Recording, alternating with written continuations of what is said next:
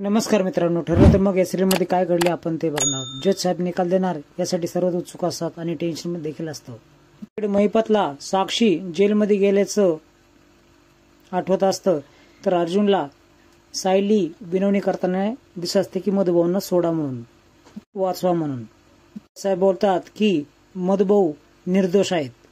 सर्व सुभेदारांना आणि कुसुमला खूप आनंद झालेला असतो. साक्षीला जन्मठेप तर तन्वीला पुरावे नष्ट करणे, साक्षीची साथ देणे यासाठी 7 वर्ष सक्त मधुर शिक्षा होते.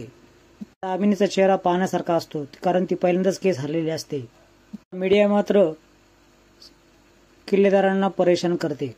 तसेच अर्जुन सायलीला देखील प्रश्न करतात. सुभेदारांच्या घरच्यांना प्रश्न करतात. सर्वांची चोख उत्तर सर्वजण देतात. मात्र किल्लेदार तसेच निघून जातात. अश्विनला तर खूप धक्का बसलेला असतो. दामिनीचं मीडियासमोर अर्जुन धन्यवाद व्यक्त करतो आणि बोलतो, बरं झालं तुम्ही 1 महिन्याचा कालावधी दिला आणि त्याच्यामुळे माझं बळ वाढलं. आणि साक्षीला बेडी घेऊन पोलीस जात असतात. त्याच वेळेस पूर्णा आजी आणि कल्पना तिच्या सनकन कानामागे ओढतात. दामिनी आणि महिपत यांच्यामध्ये खूप वाद होतात. महिपत तर डायरेक्ट तिला धारदार सुराच लावतो. शांत बसायचं असं बोलतो. दामिनी देखील खूप ओरडते की तुझ्यामुळे मी केस हरले, त्यातली पहिल्यांदा. प्रिया जेलमध्ये गेल्यामुळे सर्वच सुभेदारांना खूप त्रास झालेला असतो.